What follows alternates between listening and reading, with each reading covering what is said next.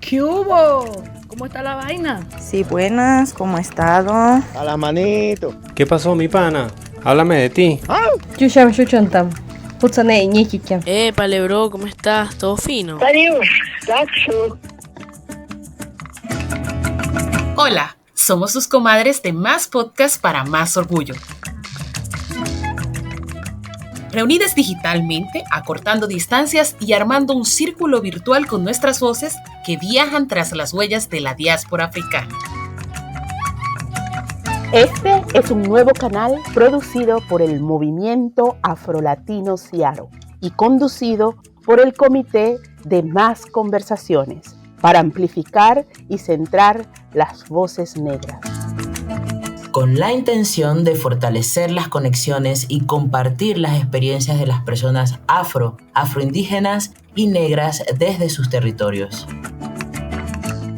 Únete a este viaje a través de la palabra y acompáñanos a problematizar, desmontar y reparar el racismo estructural de nuestra sociedad. Únete al comadreo de Más Podcast para Más Orgullo.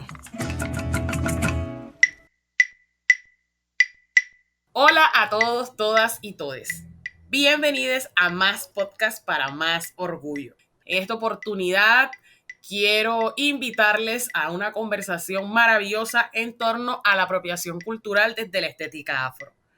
Para este episodio me acompañan mis comadres queridísimas, la gran Milvia Berenice Pacheco Salvatierra Negra. La negra. La negra.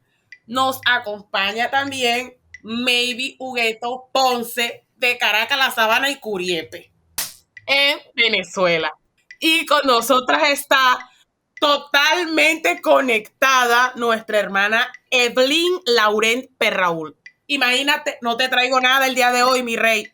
Comentándoles también que en este episodio de Más Podcast exploraremos la delgada, o mejor dicho, la no tan delgada línea entre la apropiación cultural y la apreciación cultural en el mundo de la estética afro. ¿Dónde termina la admiración por una cultura y dónde comienza la explotación de su patrimonio?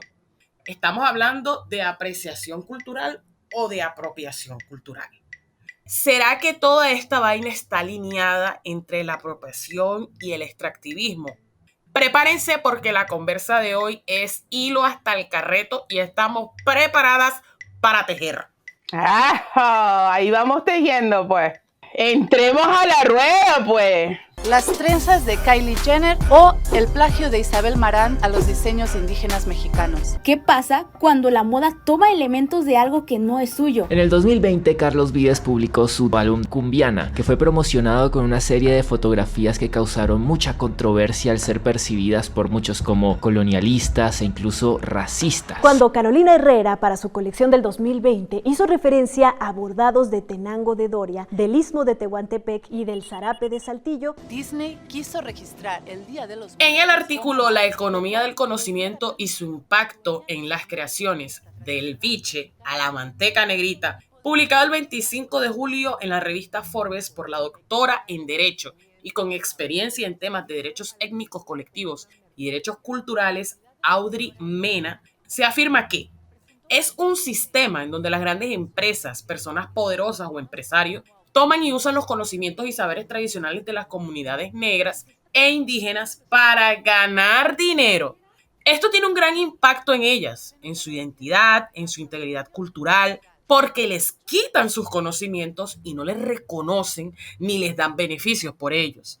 Las industrias culturales y creativas a menudo se apropian de los elementos culturales de los pueblos étnicos, como la música, la moda, el arte, la medicina tradicional, las imágenes, entre otras, sin reconocer ni remunerar justamente a las comunidades que lo generan, lo que no solo perpetúa las desigualdades étnico-raciales, sino que también distorsiona y banaliza las culturas y conocimientos tradicionales.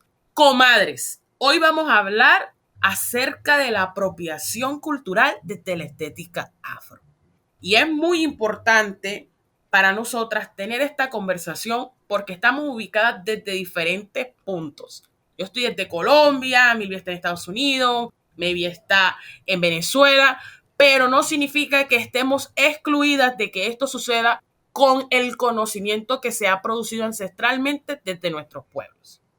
Ahora bien, les cuento, en nuestros países hay bebidas tradicionales, bebidas que han sido usadas para la medicina, que han sido usadas para el festejo, entre otras. En Colombia sucedió recientemente que una bebida del Pacífico llamada biche fue apropiada por una persona que no hace parte de la población afrodescendiente. Quiso registrar la marca con el nombre original de la bebida y empezó a lucrarse a partir de este conocimiento tradicional. ¿Qué es lo que nos tiene que problematizar acá? El asunto no es la inmersión o que podamos de alguna manera compartir el conocimiento. El problema es que las personas que tienen los privilegios de clase y de raza y además tienen el dinero, mercantilizan con el conocimiento de las personas negras y explotan el trabajo, generando de esta forma nuevas maneras de colonización.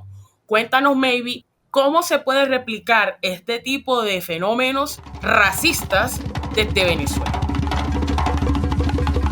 Mira, Raiza, este tema que tú traes, que traemos aquí en el podcast, en Venezuela creo que poco se discute y creo que hay poca interpelación entre nosotros y nosotras mismos como afrodescendientes. Creo que el ámbito más discutido es el ámbito de la música, el ámbito del conocimiento en general asociado a danzas, tradiciones festivas religiosas, asociadas a fiestas tradicionales como San Juan Bautista, San Benito, San Pedro, donde la investigación académica hace entrada, las industrias musicales hicieron entrada, digamos, finales del siglo pasado, y la gente hablaba, cantaba, se relacionaba con estas personas que iban a los pueblos, dándole sus conocimientos, compartiéndolo más bien, porque no era un asunto de dar, sino precisamente está en el hecho de compartir la festividad, esa oralidad que es comunión. Entonces resulta que pasaban los años y esa música terminaba siendo anónima del folclore venezolano. Entonces detrás de esa música que tuvo una incidencia en el mundo comercial, discográfico, no había nadie, no había una tradición, no había una cultura que por siglos construyó, ideó afectiva, espiritual, culturalmente esa música que ahora, digamos, conocidos artistas por la industria del entretenimiento divulgaron. Entonces, en ese sentido, la apropiación cultural en Venezuela ha tenido más discusión que en otros ámbitos como el tema de la comida o el tema del vestuario. Por ejemplo, en la comida pocos decimos, criticamos mucho cuando se dice la comida mantuana. ¿Qué comida mantuana? Si quienes hacían la comida, quienes estaban detrás de la cocina en la colonia eran las mujeres negras. Las mantuanas no hacían nada.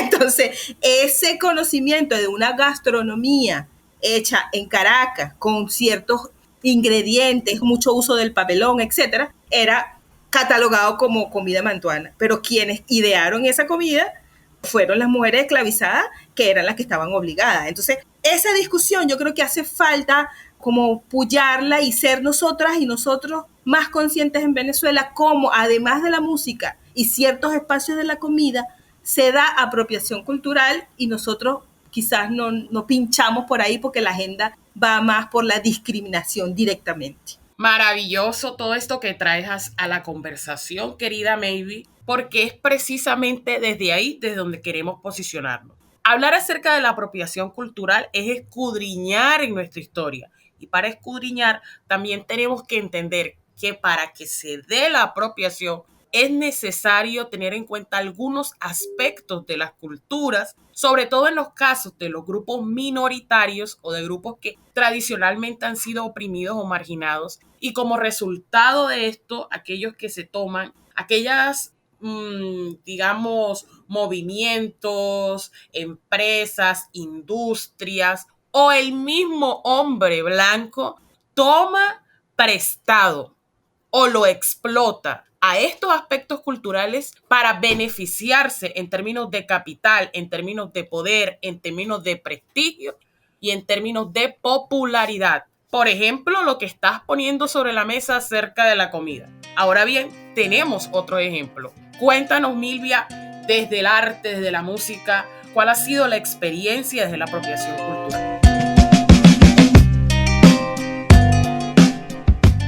Bueno, para mí, como tú dices, esta es una línea que es tan a veces delgada y a veces muy gruesa y que tarda un tiempo en identificar. Yo siento que como artista, una de las cosas el camino que yo he hecho es tratar de entender mi voz como artista, y ese proceso de buscar mi voz como artista me ha llevado a entender que lo que yo he buscado es entender mi ser como mujer negra y expresar artísticamente desde ese lugar de mujer negra. Y eso me ha acercado a las artes afrodiaspóricas desde la diáspora. Cuando yo soy venezolana, pero cuando yo vivía en Venezuela, yo quería ser artista contemporánea. Mi estética toda estaba totalmente asimilada. Entonces, a partir del trabajo de estar afuera y de estar en la diáspora es que empecé a entender que había un proceso internalizado, que lo que estaba buscando era justamente desmontar un montón de procesos a partir de la estética que habían sido impuestos y reconectar con mi ancestralidad y utilizar esa reconexión de ancestralidad para crear arte, ¿verdad? Y en ese proceso, estando aquí en la migración, me he dado cuenta lo difícil que a veces es o lo común que a veces es encontrarse con artistas afro que promueven su arte, y las personas que vienen a contactar con ese arte no son personas que están conectadas ancestralmente a ese arte. Eso genera muchísimas preguntas para mí, ¿no? Muchísimas preguntas en cómo hacemos para proteger ese conocimiento y esas personas que hacen este conocimiento, estas comunidades que generan estos conocimientos cuando estamos fuera de la diáspora tratando de reconectarnos con nuestros saberes ancestrales y con nuestro arte ancestral. ¿Cómo hacemos para proteger que las personas que se unen, que se conectan a conocer sobre estas artes no roben esos conocimientos y no lucren con esos conocimientos, ¿no? Para mí se abre esta pregunta, se abre en este momento de migración, porque siento que es durante el tiempo de migración o cuando migra es muy importante, o ha sido una cosa fundamental para mí reconectarme con el conocimiento ancestral y entender la música, la danza que se hace en nuestros territorios. Se vuelve un lugar donde se vuelve como tierra, se vuelve como la reconexión a que tú hablabas, Raiza, a conectarse con los saberes del territorio. Entonces, aquí me he encontrado en la disyuntiva. Es una cosa súper vulnerable. Yo creo que le estoy dando un montón de vueltas porque yo estoy todavía intentando entender cómo hablar de esto. ¿Por qué? Porque es vulnerable. ¿Por qué? Porque hay gente que quiero y que se ha acercado y que entiendo que se acerca al arte porque hay una necesidad de conectarse con el arraigo, ¿no? Pero mi pregunta es, ¿cómo hacemos para que cuando hacemos arte o esta cosa que me mueve adentro de mí, cómo hacemos en más cuando hacemos trabajos de conectar comunidades? ¿Cómo hacemos para garantizar que en ese proceso de crear conexión, de crear exploración, de crear reencuentros con el arte afrodiaspórico, no creemos espacios en donde desplazamos a las comunidades y a los grupos que generan estas artes? ¿Cómo centrarlos? ¿Cómo hacerlos que en los espacios que generamos esas voces de las personas negras afro sean el centro? No sé para dónde me fui. Perdón, no sé por dónde me fui. Creo que estoy tratando de explicar algo que siento que está muy cerca de mi corazón. No lo tengo resuelto con ciertas personas y estoy pensando en mi cabeza qué cosas que digo, cómo van a resonar en otros.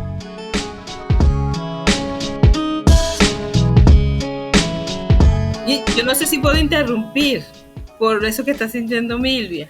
Tú sabes que cuando yo acabo de decir que en Venezuela no se da esa discusión con el término de apropiación cultural. pero es que no se da. Es que nunca le hemos dicho apropiación cultural, pero siempre ha habido la sensación y el reclamo de que es un robo de nuestro conocimiento. Tengo en mente la vinculación con el pueblo de Curiepé cuando estuve desarrollando mi tesis doctoral, y uno de los amigos que hice allá, como mujer grande, no como la niña que iba a visitar el pueblo, inmediatamente dijo: nosotros no queremos que vengan a robarnos nuestro conocimiento. Nosotros producimos nuestro propio conocimiento. Entonces, bueno, fue difícil entrar en ese sentido para decirle que yo tampoco quería robarlo, pero precisamente siendo yo una mujer afrodescendiente curiepero, quería reconocer ese conocimiento en un sistema que todo el tiempo lo ha desvalorizado y ha hecho extracción de ese conocimiento. Y que mi labor precisamente era, desde la negritud que me componía, que me constituía, darle el lugar que tenía en la academia, ¿no? Entonces nosotros realmente no decimos apropiación. En Venezuela decimos robo de conocimiento, extracción de conocimiento. Y ya los pueblos, en el caso de la relación con la academia, lo tienen bastante claro. Y hacen un límite y dicen: nosotros estamos investigando, nosotros estamos produciendo nuestro propio conocimiento. Todavía hay que trabajarlo, ciertamente. Y queda esa sensación que creo que tiene Milvia de incomodidad. Porque hay gente cercana, pues, que hace eso porque está instituido como sistema. Puedo ir a tomar y hacer lo que quiera con ese conocimiento y no valorarlo ni cultural, ni histórica, ni monetariamente como debe ser. Esto es un tema y una conversación bastante rica y profunda, porque si tomamos en cuenta, yo soy historiadora, para los que no me conocen, y entonces esto del robo para mí está de muchas formas imbricado con los procesos que secuestraron y comerciaron millones de africanos. Ya de por sí la presencia africana en el continente americano es de robo y extracción y de subalternización, devaluación y apropiación, ¿no? Si vamos a comenzar a pensar desde la esencia básica de esa relación económica, social o socio-racializada, porque eso conlleva una racialización y una devaluación de todo lo que es africano, afrodescendiente, negro. Entonces, ¿qué pasa? A mí una de las cosas, volviendo un poco al tema de lo culinario, que me impactó viviendo, yo tuve la oportunidad de vivir en Camerún, y a las pocas semanas realmente, tal vez a las 8 semanas, mes y medio, me tocó comer por primera vez una cosa que en Camerún se llama coqui. El coqui equivale a un bollito de hallaca venezolano. Y cuando yo me encuentro con ese sabor, el sabor no solamente fue lo que me impactó, sino que el aceite que usan estas comunidades de la costa de África Occidental es el aceite de palma, que yo sé que hay todo un problema con el monocultivo del aceite de palma en muchos territorios afro del continente americano, pero esa es la palma que crece silvestre en los bosques del África Occidental. Y el aceite que se extrae artesanalmente es roja. Para los que no son venezolanos, la hallaca es el plato que se prepara sobre todo a fin de año para la fiesta de Navidad. En el continente americano se hace exclusivamente, bueno, no exclusivamente, hay una gran cantidad de personas o pueblos que lo hacen con maíz, algunos que lo hacen con el banano verde o el plátano verde. En el continente africano también se hace con una masa que se hace con el frijol o la carotica de ojito. El detalle es que en el contexto venezolano, el contexto puertorriqueño, el contexto de Trinidad, hay que enrojecer el aceite con onoto. Los puertorriqueños le dicen al onoto a chote. Y yo siempre, niña, mientras me enseñaban y aprendí a hacer la hallaca, preguntaba el por qué había que teñir el aceite de rojo. porque realmente no cambia mucho el sabor. Y la respuesta era para que se viera bien. No fue sino hasta que estuve en Camerún que me caí en cuenta que las que cocinaban, como dijo Maybe, eran las mujeres negras afrodescendientes durante el periodo colonial, y por supuesto iban a tratar de traer algo de sí, de eso que ellas traían, que era cocinar con aceite rojo. Esto queda excluido de la conversación de este plato, que sí es un plato híbrido, porque el maíz es un elemento indígena del continente americano, tanto de Norteamérica, Centroamérica y varias partes de Suramérica. La envoltoria, la costumbre de envolver en hojas de plátano es algo que viene del Pacífico hacia el África del Este, el África del Oeste, hasta que llegan aquí el plátano, cuando digo aquí, al continente americano. Y eso queda totalmente devaluado y totalmente ignorado y borrado, como toda la historia de las contribuciones del africano, las africanas, al saber cotidiano, ¿no? Y entonces, claro, esto es una costumbre que viene de varios siglos, y de este robo que habla Maybe. Entonces, respondiendo a la pregunta de Milvia, que cómo proteger. Por ejemplo, yo cada vez que estoy en un espacio y escucho tango y estoy con personas, pregunto, ¿ustedes saben? Gran parte de la música del tango es afro. La gente ya al final se fastidia conmigo, porque no hay cosa que yo no sepa que esté relacionado con lo afro que no traiga colación en los espacios públicos. La mayoría de las veces la gente me dice, ¿qué es el tango? ¿Qué tiene que ver? O sea, africano, sí. Y en gran parte yo digo que es nuestra responsabilidad, porque tenemos acceso a este conocimiento, de gritarlo y darlo a conocer. Y eso es lo hermoso que hace más, ¿no? Entonces, y también conectada con este pasado es la explosión, pues, del comercio, de comercializarlo todo y de utilizar lo que se supone tiene menos valor para entonces convertirlo, apropiarlo y hacer dinero con él. Y entonces allí viene otro elemento, lo que compartió Raiza sobre el biche, es crucial, porque entonces la tendencia del mercado es justamente apropiarse con nombre y apellido. O sea, patentar algo quiere decir yo lo descubrí, cuando esta persona no descubrió nada. Es robarlo, pero robarlo dentro de un contexto legal que le permita seguir devengando un usufructo de un conocimiento que no tenía.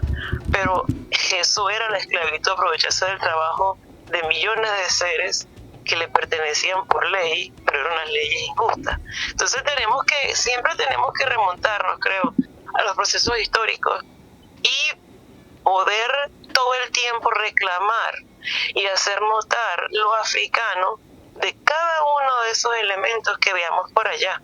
Y en eso saludo a la iniciativa además y de todas las comadres acá presentes. Muchas gracias, Evelyn. Una de las cosas que siento que trae, escuchando después a Evelyn y Maybe, haciendo conexión con más, este espacio de más que creamos, espacio para la gente en diáspora, crear visibilidad de las contribuciones afrodiaspóricas, es que justo dentro de estos espacios también nos damos cuenta que inconscientemente suceden cosas que nos toca estar atentos.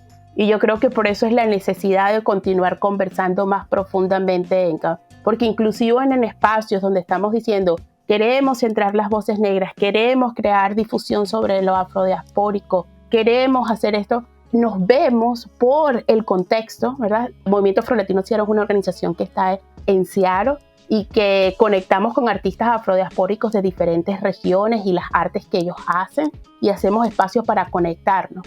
Pero nos damos cuenta que a pesar de que estamos haciendo ese trabajo, también dentro de los mismos espacios que hacemos para generar acceso para los artistas, también entra en nuestros espacios procesos de no centrar esas voces, ¿no? Y nos damos cuenta como, tuvimos un evento el 1 de diciembre, en una sala que se llama El Benarroya, y cuando convocamos a todos los artistas afrodiaspóricos, un grupo de 10 artistas afrodiaspóricos que están aquí, que hacen capoeira, bomba, música afroperuana, danza afroperuana, nos dimos cuenta que teníamos una sala donde había una participación grande de artistas mestizos y blancos representando las artes afrodiaspóricas.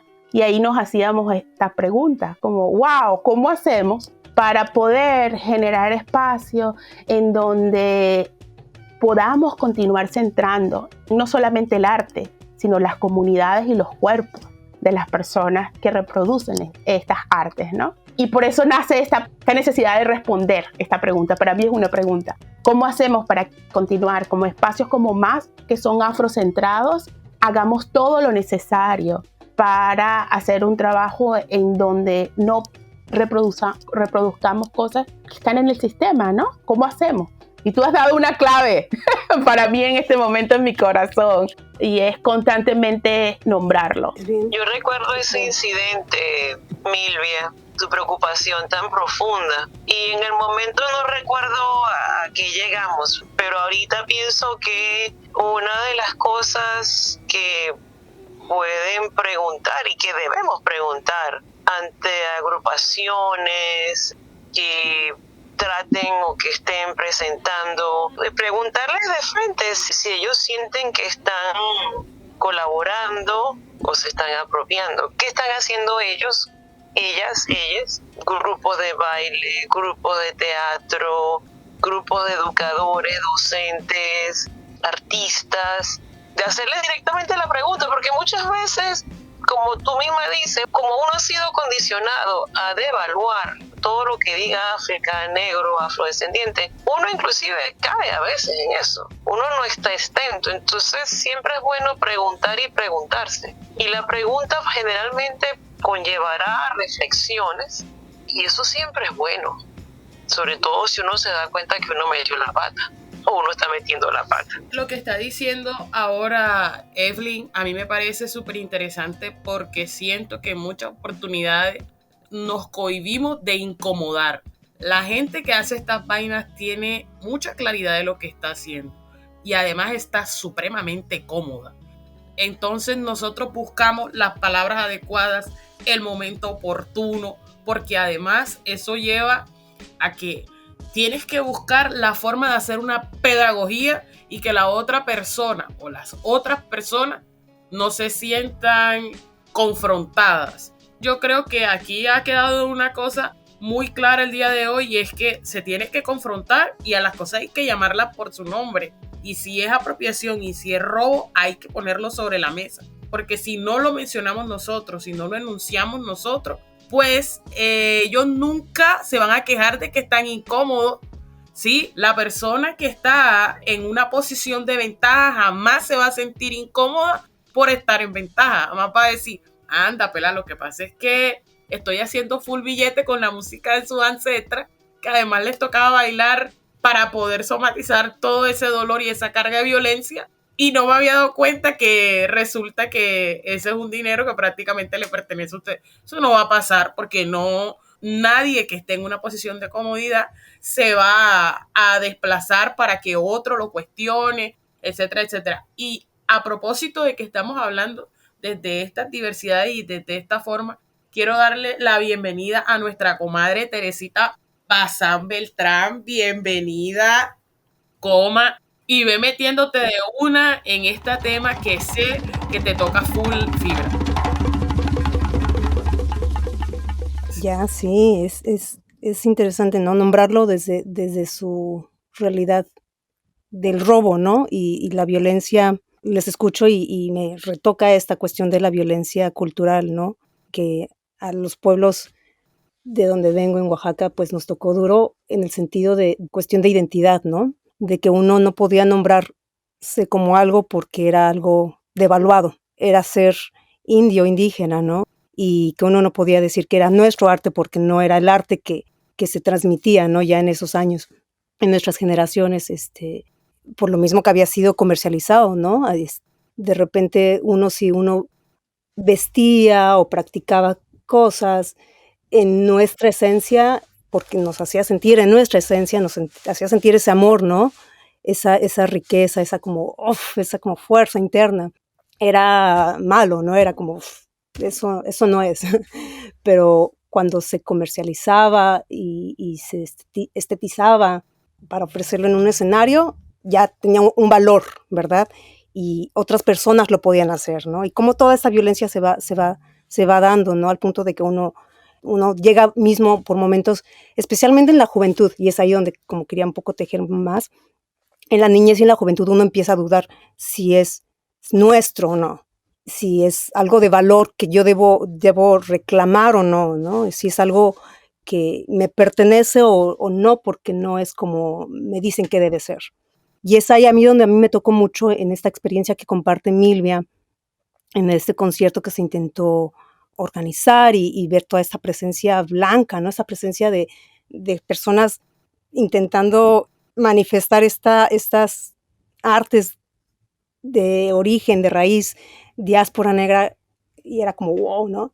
Y a mí me tocaba mucho la realidad de la niñez y la juventud negra, viendo en el escenario a estas personas que no reflejaban, ¿no? No reflejaban a sus abuelas, no reflejaban a sus madres, a sus tías, a sus hermanas, hermanos, ¿no? Era como, ¿qué semilla se va a dejar en la niñez y en la juventud ese momento, esa experiencia?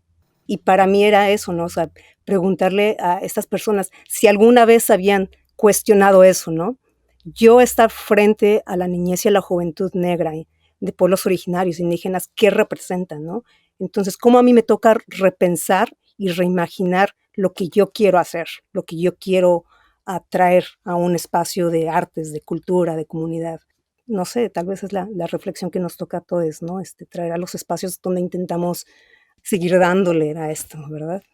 Sobre todo porque sentimos que hay un camino de sanación que es importante hacer, y esto es la razón por la que estos espacios están haciendo y existiendo. Entonces, una cosa que me viene a la memoria en este momento es, yo siento que para mí la conexión con el ritmo y el tambor ha sido una cosa de mucha curación, pero a mí me cuesta.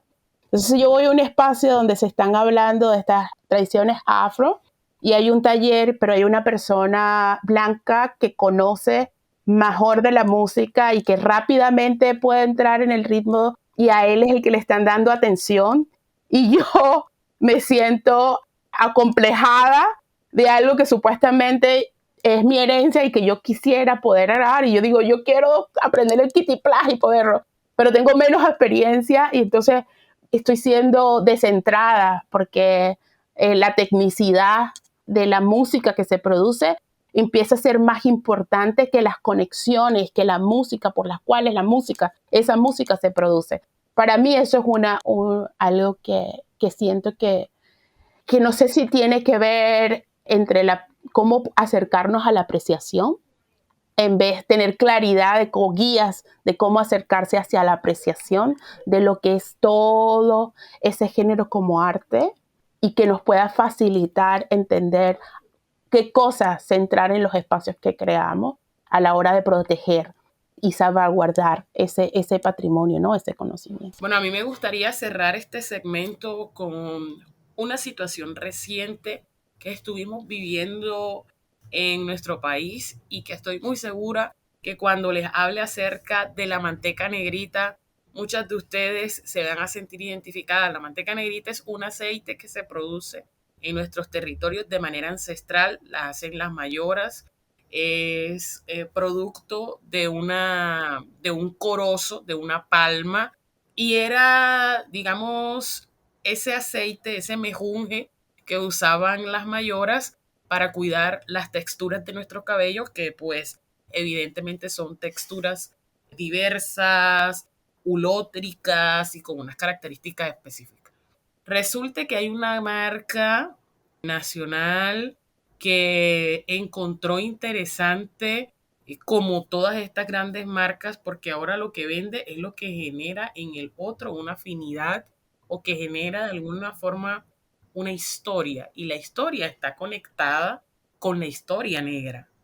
Y esta empresa que tiene una infinidad de productos para el pelo negro, para el pelo de la gente negra, que personalmente me parece súper innecesario, porque nos siguen creando necesidades e inventando problemas que nuestros pelos no tienen. Y ahora pues a ellos se les ha dado por inventar un producto que se llama manteca negrita, con total desfachatez de frente. Hicieron el lanzamiento del producto y sucedió algo que me pareció supremamente revolucionario, y fue que todos los movimientos de mujeres negras del país, que los diferentes medios de comunicación alternativos, que mujeres activistas, que organizaciones afro identificaron inmediatamente que era un caso de apropiación cultural. Se denunció y lo primero que se hizo fue exponerlo. Como lo hemos hablado el día de hoy, incomodar. Esto generó de una manera u otra que la gente empezara a cuestionarse y a preguntarse, ya va, pero la manteca negrita existe desde hace 1500 años y esta gente nos está vendiendo una manteca negrita que además huele a fresita. Esto es mentira, porque la manteca negrita viene de un corozo y el corozo a los 2 días huele rancio. Esta manteca negrita promete un montón de cosas, una fórmula renovada, Claramente que todo el movimiento se mueve en torno a la situación que está sucediendo. ¿Y qué identificamos? Que la empresa no es una empresa de gente negra, que la empresa es una empresa de gente mestiza, que se está apropiando de nuestra historia, que se está apropiando de nuestros saberes y de la producción de conocimiento tradicional y ancestral. Y creo que aquí es bien importante mencionar varias cosas. Primero, las mujeres negras que están haciendo productos para el pelo afro son mujeres que se están tirando encima una industria pesadísima.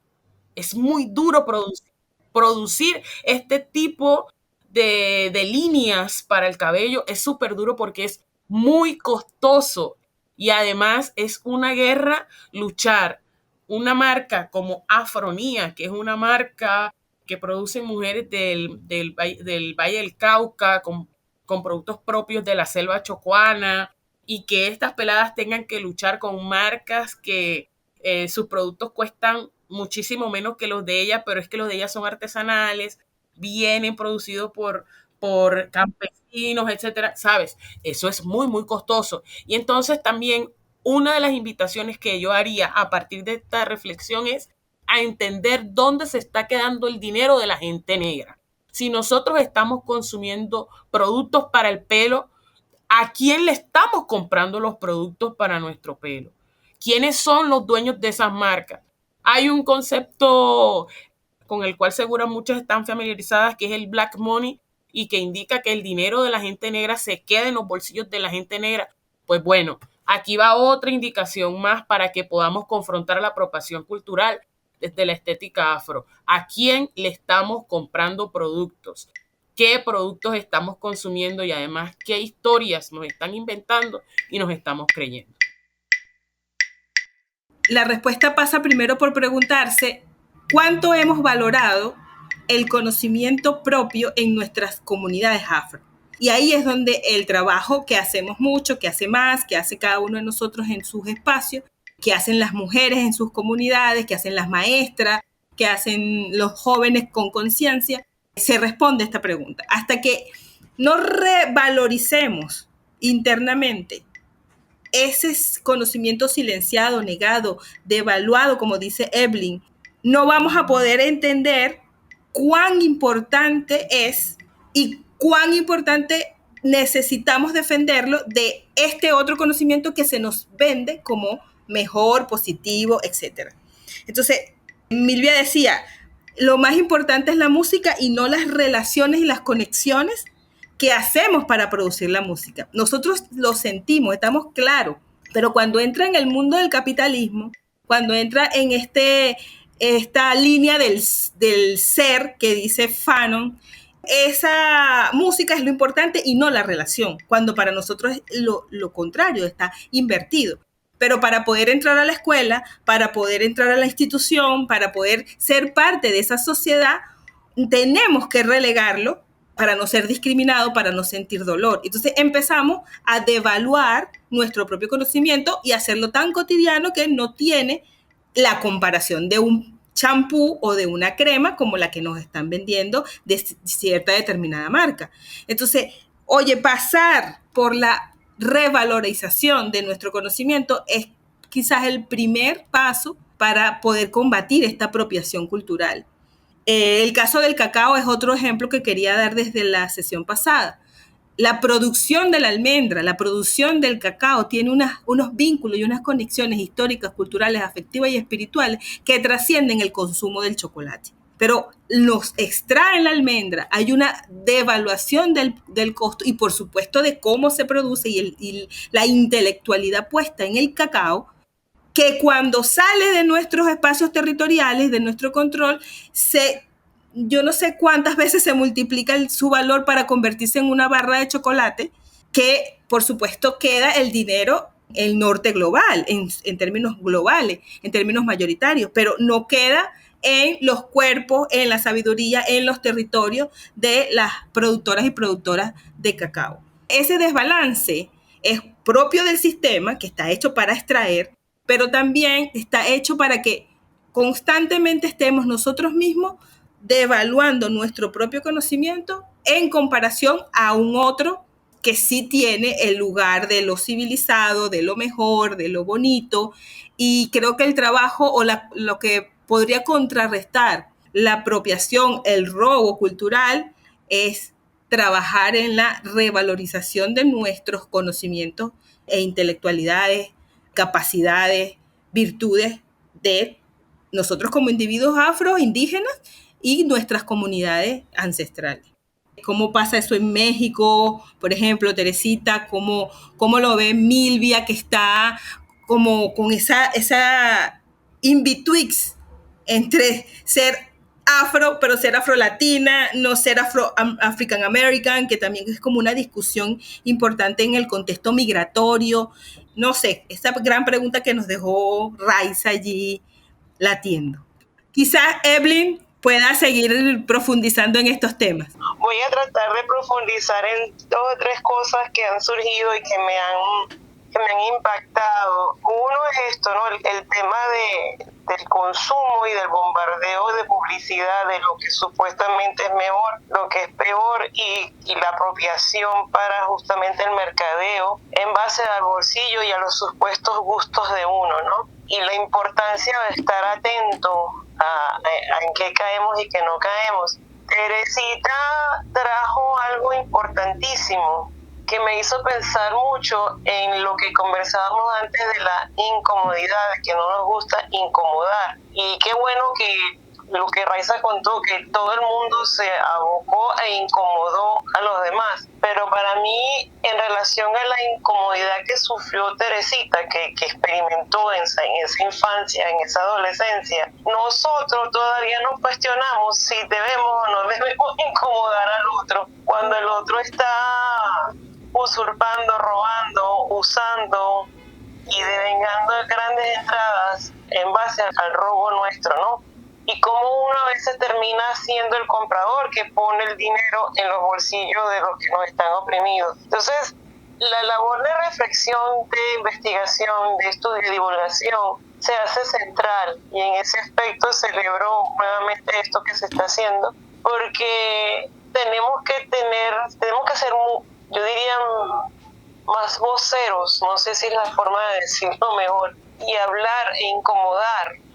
Tenemos que incomodar porque hemos sido incomodados por varios siglos. Y no es por un tema de venganza, ni mucho menos para que otro se sienta incómodo, sino que simple y llanamente mi voz, mi espacio, mi cuerpo, mi estética, de la que hablaba Raiza en el principio, con todas sus manifestaciones físicas y ontológicas, como el tema de la música y del baile, que es a través de conexiones y no a través de técnicas. Y no porque carezca de técnicas, sino porque la musicalidad afro, la musicalidad indígena, son espacios de sanación, son espacios de generar espacios alternos en donde uno pueda conectarse con dimensiones espirituales pasadas o presentes, pero en otras dimensiones. Entonces, todo esto obviamente incomoda, pero qué bien que incomode, y tenemos que abrazar la tendencia a incomodar, porque solamente incomodando es que podemos entrar y hacernos sentir. Donde sea que uno entre, donde uno no se supone que uno esté, uno incomoda. De hecho, a todos nos ha pasado, algunas veces nos han preguntado que qué hacemos en un espacio, o nos han cuestionado que estemos en espacios donde algunos no suponía que estuviéramos, y ese cuestionamiento se genera por la incomodidad que estamos creando. Pues sí, hemos pasado por suficientes incomodidades para entonces cuidarnos de no incomodar al otro. Y me pareció muy buena esa reacción que contó Raiza de cómo todas estas mujeres se abocaron a cuestionar el tema de la manteca negrita, porque así es que debe ser. Entonces, y así es que debe ser, pensando y teniendo total conciencia de dónde vamos a poner, dónde vamos a invertir, tanto desde el punto de vista monetario como desde el punto de vista de saberes, cuáles son los que vamos a valorar, reconocer y ayudar a propagar de forma respetuosa. Gracias, Evelyn. Yo creo que hay traigo otra como capa de ese asunto, porque una vez que pasamos esta etapa de que entendemos que tenemos un conocimiento y que estamos valorando este conocimiento y que queremos reproducir este conocimiento, ¿verdad? Yo traigo otra pregunta o otra cosa, dice, ¿cómo hacemos entonces estas personas que necesitamos ser sostenidos a nivel sustentable, ¿verdad? Y que queremos en estado migratorio compartir esos saberes y que esos saberes nos sostengan? Entonces, cuando los compartimos en otros territorios, ¿verdad? Alejados del territorio en donde se emerge y estás en otro lugar y ya tienes un nivel de conciencia, de valor de ese conocimiento y lo que quieres es que ese conocimiento te sustente en este estado migratorio. Entonces, yo creo que hay una capa nueva que entra cuando eres un artista afromigrante y estás aquí en ciudades donde, alejados de los territorios donde hay pocas comunidades afrolatinos, o que hay pocas comunidades afro del territorio donde tú estás generando la música, la danza, y quien viene a los espacios cuando invita son gente que vive en estos territorios. Entonces, ¿cuál es la tarea allí? Pregunto, ¿cuál es la tarea de proteger? Que creo que lo hice antes, cuando estamos en estas condiciones. ¿Cómo hacer para entender de qué manera darle continuidad, visibilizar, resaltar, generar espacios de orgullo al mismo tiempo que queremos que ese arte nos sustente? Tener procesos de sostenimiento a través de ese arte. ¿Es posible? ¿No es posible? ¿Cómo hacemos para que las personas que están con las que estamos compartiendo ese arte, los espacios que se generan no sean espacios de apropiación? Es una pregunta para mí.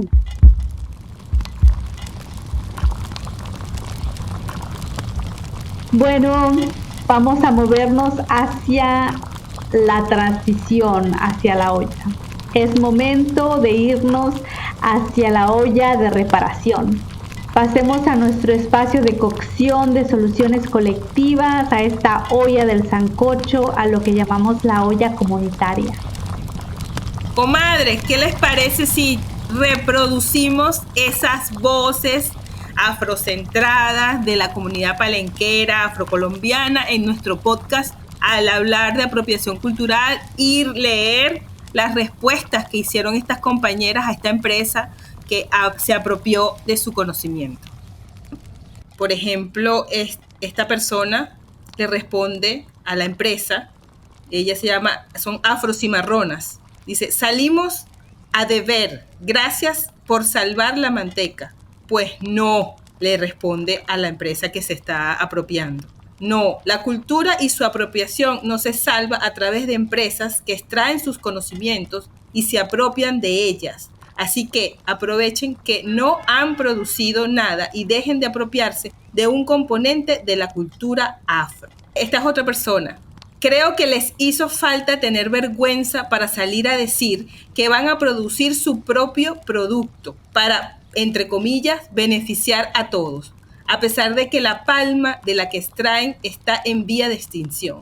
Y eso que ese punto no es lo más grave de su propuesta. Han respondido a por qué iniciaron la promoción de este producto en esa narrativa colonial de, entre comillas, voy a explorar por la selva y encontrar este saber perdido. Han respondido claramente y mostrado evidencias de su supuesto trabajo con la comunidad afrocolombiana y palenquera. ¿Quiénes son esos líderes que los apoyan y qué tanto representan a su comunidad? ¿Cómo es que la comunidad va a ser realmente beneficiada al vivir en carne propia el saqueo de algo que les pertenece? Creo que estos comentarios ilustran un poco eso de incomodidad que estaba hablando Evelyn, estas preguntas que trae Milvia y bueno, la posibilidad de que una empresa, una industria del mercado capitalista pueda ser interpelada por comunidades organizadas y nosotros podamos asumir y restablecer el espacio propio de nuestros saberes. Wow, está bien completo esto. Bueno, se le puede dar circulación porque es por Instagram y es para que se divulgue lo más posible. Sería lindo contactarlas también para poder decirles que las estamos apoyando y que estamos apoyándolas, pero además precisamente para que no sea una apropiación. Interesante que uno de los videos que usan dice expedición. Ustedes no sé si se acuerdan de aquel programa en Venezuela, se llamaba así, Expedición. Y era un programa al estilo de National Geographic. Y es eso, introducirse en el espacio inhóspito de la selva para descubrir aquello que está oculto y que no ha tenido el reconocimiento por el salvador o la salvadora blanca, que tiene la sabiduría de encontrar eso que nadie ha podido valorar. Terrible. Estoy viendo la publicación completa y es delicadísimo. Eso es como en estos días leí, no recuerdo dónde, como muchos científicos van a estas famosas selvas, a estos bosques, y se tropiezan con líderes o individuos indígenas, preguntan, aquí hay una lagartija que es así, asado. Y entonces, sí, esta. Y entonces, bueno, descubrimos una nueva especie y le ponen un nombre de un científico europeo blanco o gringo. Ay, esa tendencia a apropiarse de todo, ¿no? Del oeste, de la blanquitud. Ese es el mismo concepto del descubrimiento. Es exactamente un reciclado de que Colón descubrió América, cuando no descubrió absolutamente nada. Eso es el tema de descubrir el agua tibia. El comentario que voy a leer es de Afrocimarronas, en respuesta a la empresa Ponto Hair Club, que trata de aclarar pero oscurece. Dice Ponto Hair Club, además está en inglés, ¿no? Hair Club. Entonces, ellos responden allí y después de la respuesta de ellos hay 33 respuestas más. Ahí es donde está la candela.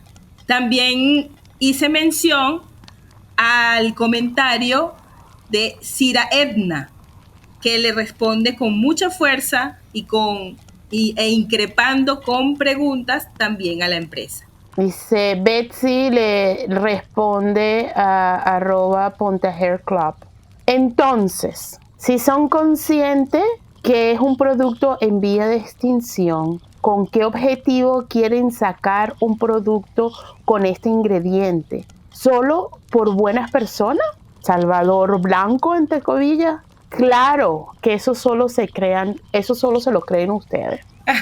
Esa pregunta nos lleva al cuestionamiento más importante, creo yo, del extractivismo del que estamos hablando aquí, y es la pregunta por el desarrollo, por lo económico. Cuando estamos hablando de apropiación cultural en estos términos, creo que estamos hablando de la lógica capitalista, jerarquizada, o sea, organizada por la raza. Es decir, ¿cómo extraigo más? Con los mismos cuerpos afro o indígenas con los que he construido el mundo desde 1492. Y eso es la lógica desarrollista que mueve el mundo en este momento.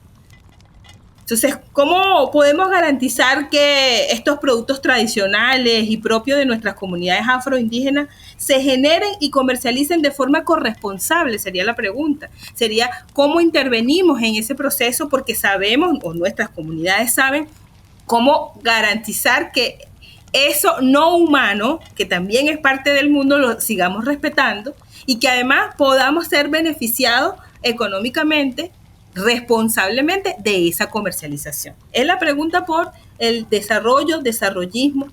¿Cómo podemos resolver ese gran mega problema? Eso es un gran problema, porque la respuesta a eso es otra forma de vida. Mientras la extracción sea para la venta, para generar un ingreso o una plusvalía, si queremos usar un término más tradicionalista, entonces no puede ser la forma en que estamos haciendo las cosas. Tendría que ser otra forma de trabajar, y generalmente la forma artesanal permite la sostenibilidad dentro del contexto ambiente ser humano, más no el éxito o el desarrollo económico tal y como está planteado dentro de los parámetros occidentalistas. Eso me conecta con la pregunta que había hecho antes, y yo sigo en mi corazón haciéndome esa pregunta. Yo pensando, pues aquí en Seattle, más el trabajo que hace, somos más extractistas, estamos extrayendo, ¿de qué manera estamos protegiendo estos espacios para ser espacios en donde no estamos haciendo transacción con nuestros saberes, ¿no? Esas son cosas que yo me pregunto, que siento que hay que entender que todos de alguna manera también todos estamos colonizados, ¿verdad? Todos estamos en el proceso, vivimos en el mundo que vivimos y resolvemos maneras de sobrevivir. Pero ¿cuán consciente podemos hacer en el cuidado y en la protección de los espacios y la manera en que nombramos los espacios, cómo los nombramos y cómo nos relacionamos con ellos? Y cómo podemos cada vez continuar interrogándonos cada vez que decimos, esto es lo que queremos hacer. Estamos centrando en las voces negras. ¿Eso qué implica? ¿Qué implica para mí una mujer negra, migrante, pero que nació en San Agustín, en una parroquia, en una capital, que todavía no sabe cuáles son sus verdaderas conexiones sanguíneas, directas, ancestrales, que se le borraron de su historia, de su vida, se borró esa conexión histórica directa? ¿Cuál fue la lengua que hablaron, la lengua indígena que habló las comunidades a las cuales yo estoy conectada? ¿Cuáles son las lenguas negras a las comunidades a las que yo me siento, mi cuerpo se siente conectado, y que culturalmente cuando voy y practico bomba, voy bailo San Juan, voy y hago la tarima de fandango, me resuena en el cuerpo, pero que todavía sé que hay un montón de cosas que han sido borradas y que en mí hay un montón de cosas que han sido internalizadas, ¿no? Entonces yo me pregunto, ¿cómo estar seguro que estos espacios que hacemos son espacios en donde estamos centrando eso y son espacios en donde estamos replanteándonos una manera diferente de vivir y de sostener? Milvia, esa pregunta me la hago yo constantemente dentro de la academia, por ejemplo, dentro de los espacios de formación en talleres. Es decir, aunque yo puedo decir, bueno, esa es mi propia cultura, la institucionalidad y lo estructural del racismo hace que estés en riesgo de blanquearlo, porque constantemente estamos negociando. Por ejemplo, yo estoy convencida que el estar en la academia es una forma de traducir nuestros conocimientos para que se lea y se transforme en políticas públicas. No es para validarlo, para que el Estado lo pueda entender dentro de la lógica occidental que todavía estamos inmersos, como tú dices, y eso se pueda traducir en políticas públicas concretas. Por ejemplo, esto que hemos estado hablando, pedagogizar a nuestras infancias con conocimientos que nosotros mismos hemos sistematizado y que va a la escuela. Un currículum, un libro que pueda expandirse, etcétera, ¿no? Entonces, eso es una negociación constante que nos estamos haciendo en todos los espacios, nosotros mismos, para evitar el dolor. Yo creo que eso también nos pasa en el endorracismo. Las que de alguna manera tuvimos algún desprecio por nuestro cabello en algún momento, o nos costó decir que comíamos cierta comida, es que queríamos evitar el dolor. Entonces, esa transacción con nosotros mismos y con esos espacios es constante. Y por eso yo creo que el relato de la oralidad puesto en la música afro nos está diciendo todo el tiempo que lo podemos hacer, que hay que seguir intentándolo, cada quien en su espacio, en su momento, y bueno, con las flaquezas que eso puede traer, pues. Para esto siempre apelo a Bob Marley y a la música de redención y la posibilidad de liberar nuestras mentes. Maybe, quiero decir algo. Esta cuestión de la oralidad para mí es como, ¿no? Y creo que ahí es una pregunta muy de corazón, ¿no? Que ¿cómo contamos estas historias? ¿Y a quién le toca contar estas historias, no? Y hay una responsabilidad en contar estas historias. Me vino esa pregunta y dije, ya, puede salir de ahí, ¿no? No, adelante, creo que esa es una pregunta muy poderosa, porque esa es una pregunta que busca entender y crear una mejor forma de vida fuera de estos sistemas occidentalistas, capitalistas, que han fracasado y que siguen fracasando y que tenemos que desaprender. Al fin y al cabo tenemos que desaprender tanto y realmente yo pienso así como dice Maybe, toca seguir haciendo, toca seguir soñando, toca seguir buscando, preguntándose uno, pero entendiendo que lo que estamos haciendo es añadiendo granitos de arena. Y la pregunta mayor que hizo Milvia es cómo vivir de ello sin apropiarse, sin explotar, sin caer en el juego del sistema, pero al mismo tiempo viviendo, ¿no? Viviendo en el sentido de sobrevivir y vivir y poderse uno costear la vida. Ese es el gran reto. Es un gran reto. Es una pregunta muy fuerte, porque, bueno, no es fácil. Yo creo que es una pregunta muy profunda que necesitamos continuar respondiéndolas constantemente. Es como eso que decía, ¿cómo nos medimos, no? ¿En dónde estoy aquí? ¿Qué transparente puedo ser ante el proceso que se me da? ¿Cuál cosa se revela cuando me confronto a esa pregunta, no? Y lo que decía Raiza, pues hay que nombrarlo, y lo que hacían los comentarios de la gente. En este momento estás apropiando de mi saber y me estás desplazando, y no tener miedo a decirlo cuando se siente. Y a tomar responsabilidad cuando sientes que tú formas parte también de esa cadena. Pero eso también se aprende, y se aprende acompañado y acompañada, porque no es sencillo incomodar. No siempre se está entrenado, o siempre la rabia te acumula tanto, o la nostalgia o la conciencia para tú plantarte, porque son acciones cotidianas, son siempre. A veces uno está cansado, a veces uno no puede, a veces no tiene la fuerza, y eso necesita estar acompañado de un colectivo o de otras personas o de una familia que sostenga, una familia que haya podido surfear el endorracismo de la mejor manera. Entonces, bueno, también falta como darnos un espaldarazo allí y decirnos, bueno, si no pudiste hoy, quizás mañana eres la persona que más incomoda, y no pasa nada si no lo hiciste ayer, porque también tengo amigas que les suele pasar, bueno, no sé por qué no le dije nada a esa persona y debía haber hecho y debía haber dicho, y eso también es un peso, y no queremos crear una responsabilidad más de la que ya tenemos que salga a juro, no sé, o sea, es mi sensación ahorita al escuchar estas últimas palabras, ¿no? Digo última porque el capítulo está muy bueno, la conversación está muy interesante, hay muchas preguntas que quedaron abiertas, porque de lo que se trata es de preguntar para crear caminos, coadyuvar soluciones y crear juntos posibilidades de futuro. No tenemos la respuesta, cada territorio tiene una manera de vivenciar esto de la apropiación cultural, de responderla también. El hecho de que la compartamos hoy con ustedes y entre nosotras y nosotros también nos da nuevas luces para recrear formas de solventarlo. Quiero dar las gracias a Maybe por subrayar eso de que no es todos los días que tenemos que estar todo el tiempo en plan de lucha, porque tenemos que querernos y cuidarnos y darnos mucha ternura, porque lo que la vida nos pide generalmente es fuerte. Y entonces sí, no todo el tiempo vamos a tener la palabra adecuada y está perfectamente bien eso. Gracias, Maybe.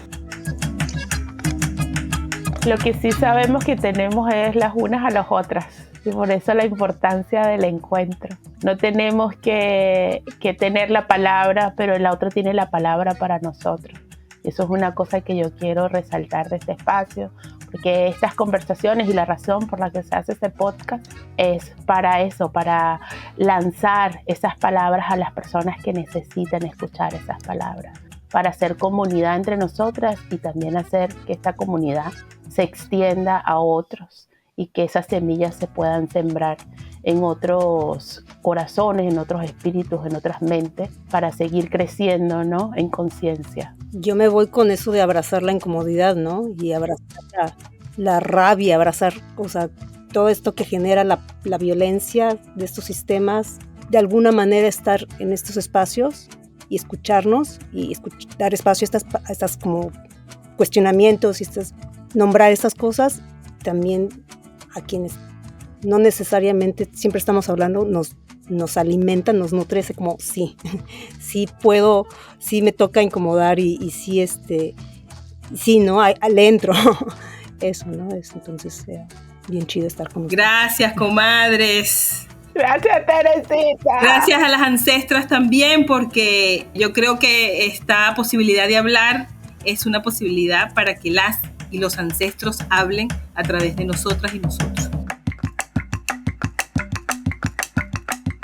Yo creo que una manera muy, muy apropiada de cerrar este capítulo es con la palabra poética, la palabra con ternura, con pasión, con sentimiento. Raiza, creo que nos tenías preparado un final donde la oralidad es la protagonista. Manifiesto. Por María de los Ángeles Angulo Escobar. Lamento si te disgusta la irreverencia de mi voz, la anatomía de mi cuerpo, mi regionalismo al hablar o mi sonrisa de par en par. Lamento si te molesta la nostalgia de mi dolor, el clamor de mi pueblo por la agonía de los nuestros, como me levanto y protesto, pero tengo que reclamar mis derechos. Lamento que te incomode, que te recuerde que me debes, pues forjaste tu riqueza con mi sufrimiento y mi desdén. En esas columnas de tus fortalezas están las cenizas de los míos. Sí, permíteme informarte que tus tesoros están impregnados de sangre, dolor y codicia de mi ayer. Ese pasado que marcó mi destino, yo con toda determinación lo enfrento, lo corrijo y te declaro que aún estoy en guerra.